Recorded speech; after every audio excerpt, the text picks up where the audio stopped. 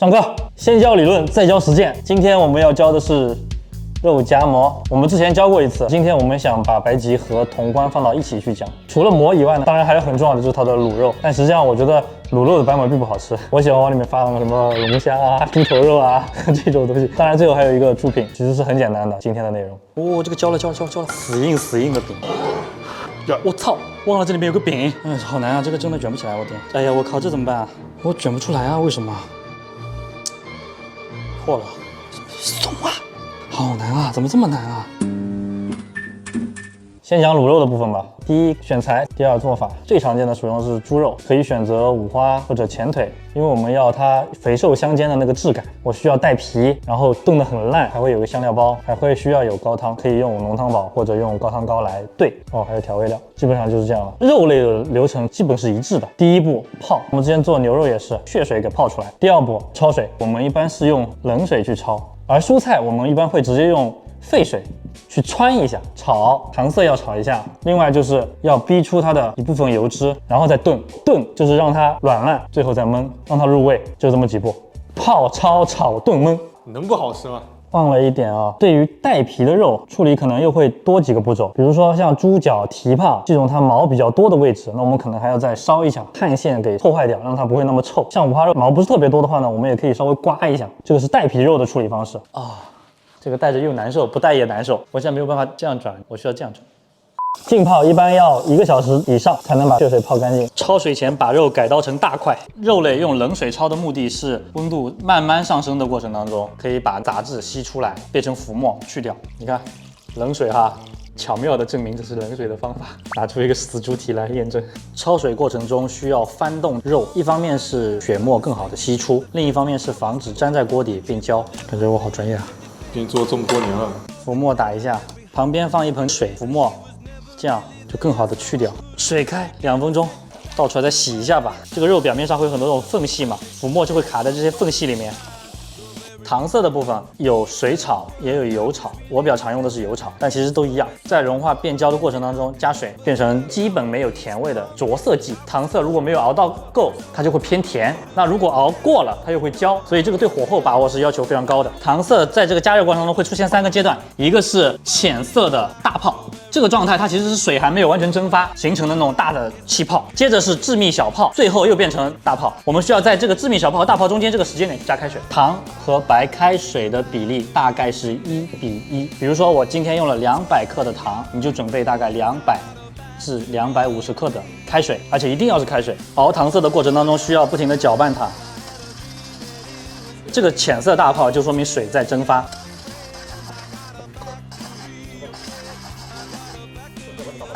这还是小泡对吧？这是不是开始冒大泡了？冒大泡，加水。这就是我们炒的糖色，没什么甜味，它主要就是用来上颜色的。看我们这个颜色漂亮吗？炒好的糖色我们加到高汤当中去，这里大概一共是180克左右的糖色吧。把肉放进去，5公斤的水，3斤的肉，这里其实可以炖很多肉的。香料包一个，卤肉好吃的关键就在于这个料包。这个料包是我们之前用过的，一直冷冻在冰箱，现在又拿出来用。补充一点生姜和大葱。致死量的盐，吓人吧？你说？你非得倒2遍？给他们看一下嘛。味精、生抽，老抽就适量了，看着给。酒、冰糖，这个汤的味道是比较咸的啊，因为我们的馍是没有味道的，所以整个味道都要靠这个卤肉来提供。小火，咕嘟咕嘟咕嘟咕嘟，1个半小时，1个半小时把它捞出来，看肉的状态啊，继续泡2个小时。好，我们继续讲馍的部分。一种是我们比较常见的白吉馍，另外一种是潼关肉夹馍，这2个有蛮多区别的，我一一给大家介绍。首先，白吉馍它是发面的，所以在它的这个配方里面就会有到酵母，还有泡打粉，它可以用中筋粉或者是高筋粉，它对面粉的要求没有那么高。而潼关肉夹馍，它烤完之后也是蓬松的，但它是不需要酵母的，它只需要泡打粉来提供一个轻微的蓬松感就好了。接着就是口感上来说，白吉馍它油会稍微少一点，而潼关肉夹馍它表面很脆，这是它的最大特点。但同时我个人会觉得它油是比较多的，我们要形成那种分层的口感，需要在每一层当中抹上这个油，然后再卷起来。它的制作方法是要先煎，然后再烤，煎能够让它形成比较好好看的花色。白吉馍它的特点是什么？虎背、钢圈、菊花心。接着再用烤，能够让它形成蓬松柔软的内蒂质地，有点半发面的那种感觉。潼关肉夹馍也是一样的，煎是用来上色的，同时让表面变得酥脆，然后烤能够让它内里的泡打粉发挥作用，让它变得蓬松分层。我们要用到的工具就是既要有一个铁板，同时还需要有一个烤箱。网上有很多这种一体的，我们买的就是一个便宜的。潼关肉夹馍需要额外用到2个工具，一个是压面机，因为我们需要把它擀成特别薄的面饼，你靠人力是比较难的。另外就是这个工具，我们需要用它来把面分割成一丝一丝一丝的，最后再卷起来。这个有点像我们之前做的金丝牛肉饼。好，这就是它们的区别。讲完了区别，我们来讲制作流程。第一步肯定都是和面嘛，把所有东西都混合到一起。然后第2步都是醒面，醒面时间白吉馍30分钟，潼关馍也是30分钟。这2步醒面的目的都不太一样。白吉馍醒面是为了能够让它发酵，形成一个半发面的状态。潼关馍醒面是为了让它松弛，能够让它有比较好的延展性。那醒完面之后，这边就是下剂子烙饼，先烙再烤嘛，就结束了。潼关肉夹馍需要再加一个压面的步骤，然后再滑调，最后来烤制。所以其实还是有一点区别的。500克的面粉，加入食用碱和泡打粉5缕的，2.5克的酵母融化到230克的温水当中，水温不能太高，会让这个酵母失去活性。混合均匀，边搅拌边往里面加。20克的猪油也揉进去，它能够让表面更加的酥脆。面团盖上盖，休息5分钟之后吸水完成，再来揉，简单揉光，放到保鲜袋当中，让它醒发一下。这个应该每个家庭都有的。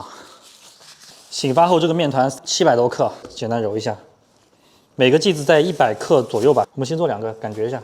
这个面不用，你还是得盖上保鲜膜放到旁边啊。面团我们先搓成长条状，然后一头要稍微粗一点，一头细一点，稍微擀一下它。从粗的这头往细的头卷，卷的时候注意这一边我们就平齐，这边不用管。那么卷到这一头，这边是平齐的，这边就是凸的，把这个头折进来。然后你可以看到这个面团是往哪个方向收紧的，是这个方向就卷得更紧。这样逆时针拧的话，它就散开了嘛，对吧？所以你一定要顺时针卷成这种形状。先在这边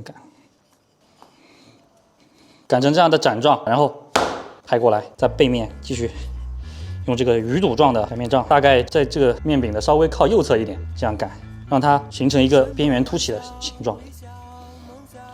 擀完之后有点像飞碟一样，稍微的整一下它的形状。底面它是这样凹进去的，正面它是凸出来的，放下去，轻轻的按一下，中间也稍微按一下，让这个底部跟它有个接触，这样它就能有一个菊花心。烙饼的温度大概有个200度左右，所以我们烙的时间可能只需要35秒，它底下只要上了颜色，你就可以翻面了。你不要说教程里面1分钟就真的1分钟，1分钟的时间烤了，它颜色上的很好，但是也会导致它表面干了。那干了，等会儿再烤的时候就会裂，懂我意思吧？怎么样颜色？可以了是吧？好，我们就翻过来，再压一下它，这样就好了，还可以吧？它这样纹理啊，大家不要买这个炉子，使用起来真的不方便。我们是因为它便宜，所以买了这个炉子。哦，这个焦了，这火太容易焦了，这样尴尬。没发起来呀，你感觉吗？我们测试下来，我觉得这个醒面的时间可能需要40至50分钟才能让这个面延展开，能够发起来。但是我们在网上看的教程大多都是20至30分钟，我们试了很多次，这个20到30分钟我们发不起来。其实我们现在还是30度的天。对，现在温度还挺高的，继续让它发酵个20分钟，我们再来看一下能不能发起来。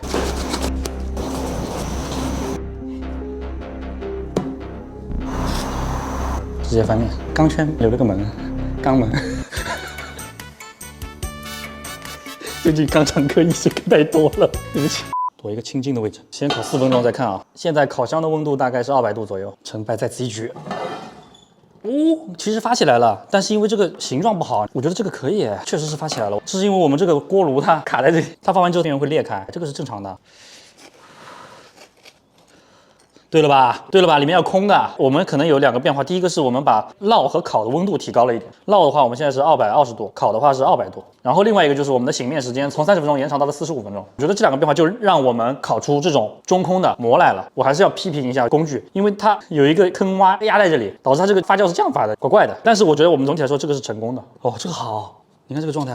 它正面焦是因为那个炉子嘛，我说这炉子不行嘛。我给大家对比一下我们之前做的那个版本。这个是30分钟醒面，这个是45分钟醒面，明显差别。好了，明天不用拍了。找块肉试一下啊，用刀轻轻的这样碾碎了。再来一块吧。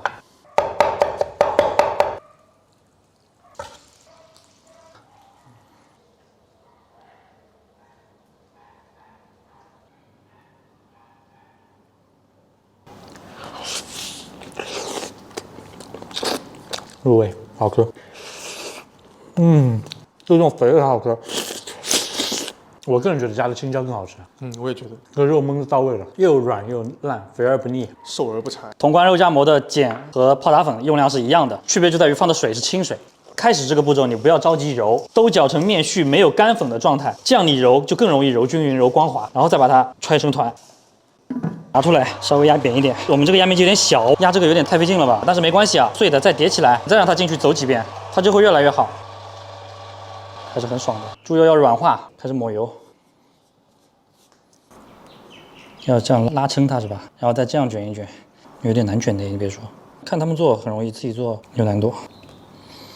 先卷到一头，然后再这样再卷回去，怎么样？好难啊，这个真的卷不起来，我天！为什么我卷不起来，他们能卷得那么好啊？这个地方粘起来了，哎呀，我靠，这怎么办啊？哎，不管它，我就把这个直接撕掉算了，不要了。开始要封一下剂子，怎么拧啊？掐，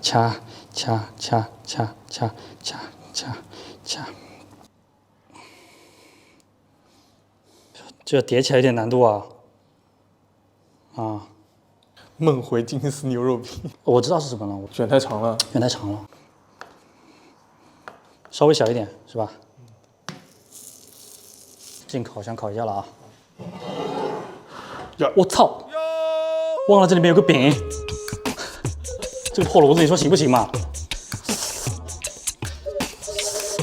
烫到了我的手，这个不玩意儿，这是我们最完美的那个饼。这一次我们尽量避免刚才犯过的所有错误，比如这个面团，我们就不要让它叠到一起去，就多刷一点吧。这次油，上次我觉得油有点少。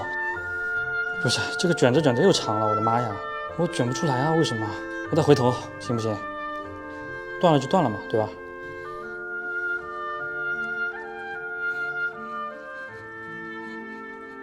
鸡蛋好难掐断，好难啊，怎么这么难啊？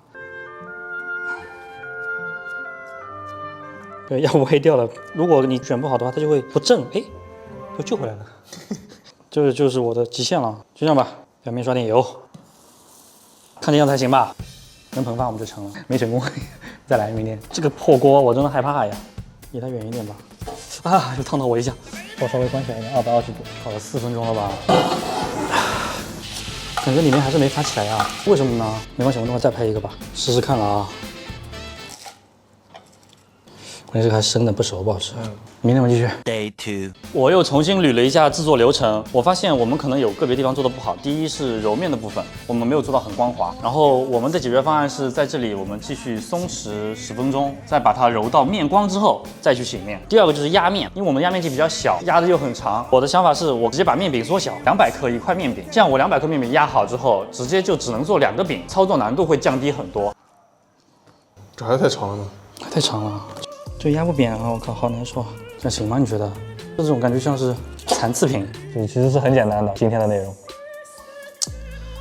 破了，很简单的，今天的内容。他们怎么可以这样一拉，然后这样一卷就卷？不行，我卷不起来。很简单的，这完全断掉了呀。这样也行吧？拼接上应该可以吧？松啊！卷到了0.5毫米啊，薄多了。我们这次就用这么薄的来试一下。结果我们发现，只要把它卷薄了，成功了。万一呢？焦了也没发起来，死硬的饼。所以问题是什么呢？真不知道怎么办了，再拍一个吧。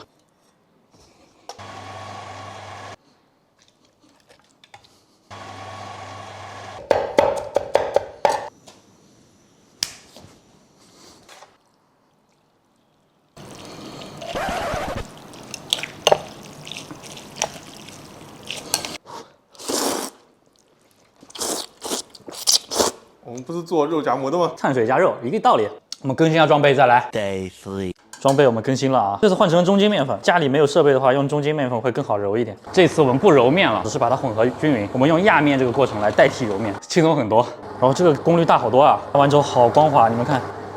封闭醒面半个小时，先取一半面团，撒点干粉防止粘连啊。这个面已经很薄了，所以你拖的时候啊，不要用手掌去拖。你手指一拖，你看它就会拖出这种印子。薄薄的刷一层猪油，仔细看了别人的教程，我发现他不把猪油涂到边上去，因为涂到边上去，等会儿就粘到一起，不好卷。一面是猪油，一面没猪油。对，称一称它，他说要称着卷。这一面一定要干，否则真的就举不上力。撑一撑，再这样卷。下面有大面积的这么一块，就直接把它撕掉，不要了。断了就断了，断了就不要管它了。漂亮吗？这个？好多了，好太多了。把这个头这样收起来，这地方我们就不要了。好，下面就是最难的了，分剂子。他们手形状怎么可以那么好呢？转，掐，转，掐，转，掐，转，掐，转，掐。我不会啊，把这都掐散了都。这样是吧？然后把这个拧进去，只能是这样。看着还行啊，有没有感觉喷一点？有喷一点哎，这是我们下锅之前的，这个是我们下锅之后的，喷了一点是不是？不行，不行，好死啊！辛苦了3天5天的平师傅搞不定了。我们还买了一个半成品。哇哦，哇哦，这个看着有点像那个手抓饼，好油腻啊！我已经不喜欢吃这东西了。我们到时候就贴个标题，不卖铜锅肉夹馍，只卖白吉馍，行不行 Day 4.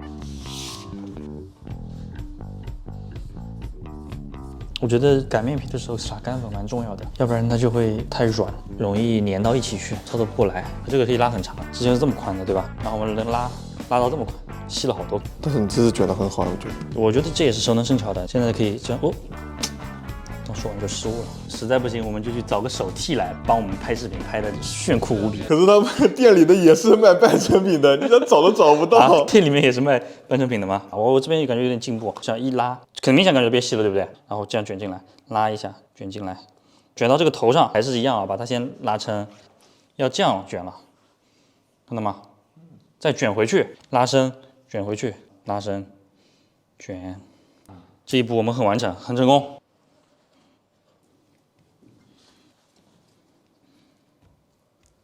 哎，我觉得你这个面剂子棒是最成功的一次，我不得不再次说一下。不得不说，这已经是我们要成功的时候了，是吧？有史以来拉的最好的了，还行吗？看着，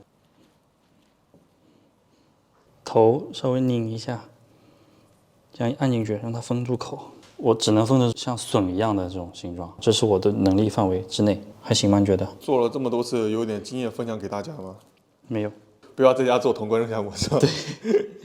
如果你自己想开店，完全是有很多替代方案的。半成品8毛钱一个。这次我要进行一个小调整，前面操作都一样啊，就顺着这个饼丝的方向把它压扁。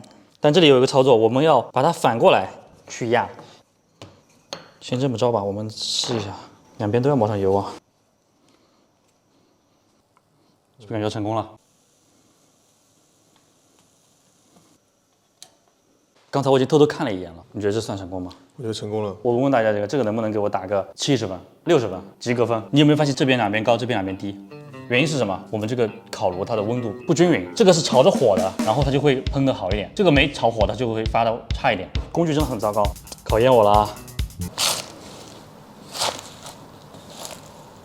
你们觉得成功没有？我觉得应该算成功了吧，60分钟有吧？过程非常挣扎。作为一个差等生，我也是有经验可以分享的。第一，我们就是要练习、练习、练习再练习。我觉得我这段时间的进步还是很明显的，卷那个条，包括后面分，包括最后就烤出来这个成品有进步的，这是第一个。第二点就是工具，工欲善其事，必先利其器。第一，这个炉子我真的说特别差，我们煎一半焦了，一半还没熟，烤也发现一半蓬松了，一半还在生的那种感觉。大家一定要买一个烙、烤都是非常稳定的一个炉子来操作，我觉得电饼上就可以兼顾了煎和烙一起。第二个就是压面机，压面机我们一开始选的是一个很小的压面机，它压出来的面本身就这么宽，你再一拉伸，你发现那个面饼就变得只有这么长了，这么窄，你想要卷出特别长、特别完整的那种造型，它就会很难完成，所以尽量要选的宽一点的。我们现在这个宽度是240毫米的。第三个，我们说细节。第一，在压面的过程当中，需要不停的撒干粉，作用是防止我们这个面片粘在我们操作台上，包括抹猪油的时候，也一定要注意不要把猪油抹到这个案板上。一旦粘到这个案板上，你发现你拉撑的时候，它就粘在上面，卷的时候就很难卷起来。第二个就是我们在擀的时候，你顺着它的一个纹理方向，这样一圈纹理，那我问你，你应该往哪个方向压？是往这个方向压，还是往这个方向压？逆时针压。对，要逆时针方向。压的过程当中需要让这个卷得更紧。你这样一压，它就松了、散了，所以一定是这样，方向压，压完了把饼压扁了之后，注意不要直接擀，因为我们的纹理主要在上层，底层它是收口收进去的，是没有很多纹理的，所以我们纹理比较好看的是在上层。但是我们之前几次卷完之后直接擀，就会发现起的那个丝状压的和饼太结合在一起，最后烤了之后它不蓬开。我觉得这也是我们一个失误的地方，就是一定要翻了面去擀它。还有就是红冠膜它需要先煎再烤，在煎完之后啊，一定要在面上再抹油再烤，油如果少的话，饼它就会有点焦焦的抗，就我不知道该怎么说，就是那种焦香的感觉。然后还有面粉的差异，从成品上来说，我发现中筋粉和高筋粉的差异不是特别明显，它一样能起酥，一样能有蓬松的质感，但是有一个很大的差别，就是在操作难度上，高筋粉的操作难度要远远的大于中筋粉。面粉在面筋的形成过程当中，它会有那种拉扯力、牵扯力，这个牵扯力就会导致你揉面特别难揉匀。所以如果说我们新手，我觉得可以从中筋粉开始尝试，好吧？这个有点班门弄斧了，我相信在看我的视频的人里面，99%的人应该都没有我牛逼，是不是？你要说90%的人都比你牛逼，这不是反转吗？这不是有效果吗？所以这也算是一点点小经验可以分享给大家。我们总共做了7天，所以要7个1键3连不过分嘛。我们今天就到这里。